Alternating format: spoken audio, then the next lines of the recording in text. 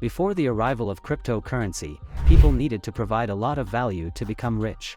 Well, cryptocurrency arrived and demystified the idea of people providing a lot of value before getting rich. Right now, getting rich can be as simple as investing into the right crypto project.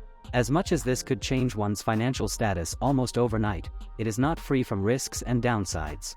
And as it stands, its downsides have finally caught up with some investors. Hang on as we look further into this massive crypto scam. Hello and welcome to Wealthy Hustlers. In this video, we will be looking into Spain's decision to put an end to a massive crypto scam that deceived investors of over $100 million. Pretty bad news for crypto enthusiasts, and maybe for the first time, investors thinking of putting their money into crypto can finally tell their counterparts willing to take this risk, I warned you.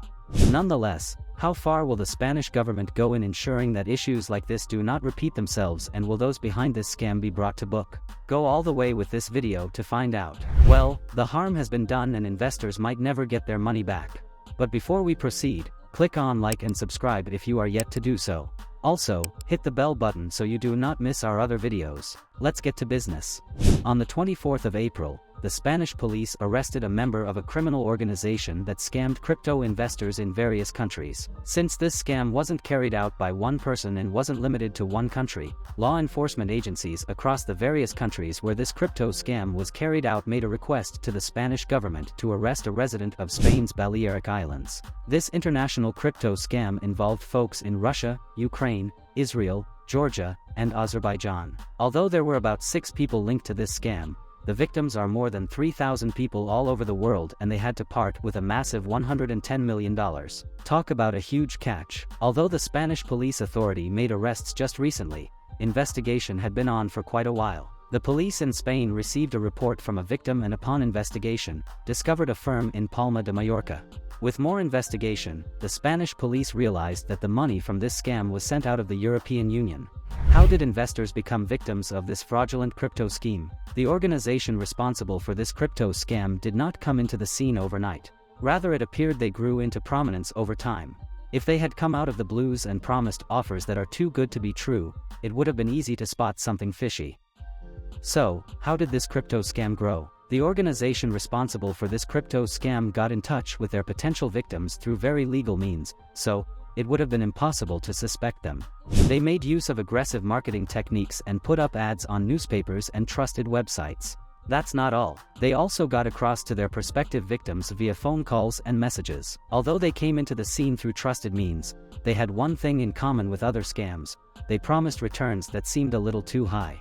Also, they made it look like there was no risk involved. I know you could argue that the victims were gullible. However, beyond being gullible, a dose of greed has to come into play before anyone gets scammed.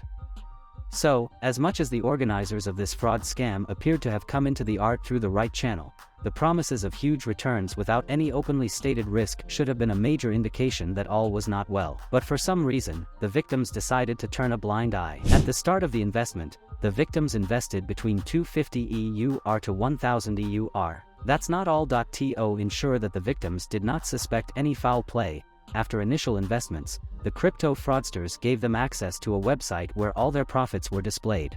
Now, one could say the victims were not smart. However, anyone that invests some money into a crypto project and sees their money grow over time will have their minds at rest. Furthermore, you might say you will do things differently and try withdrawing your profits immediately you notice an increase in your investment. However, this is easier said than done, since the websites that the victims had access to showed their investments growing.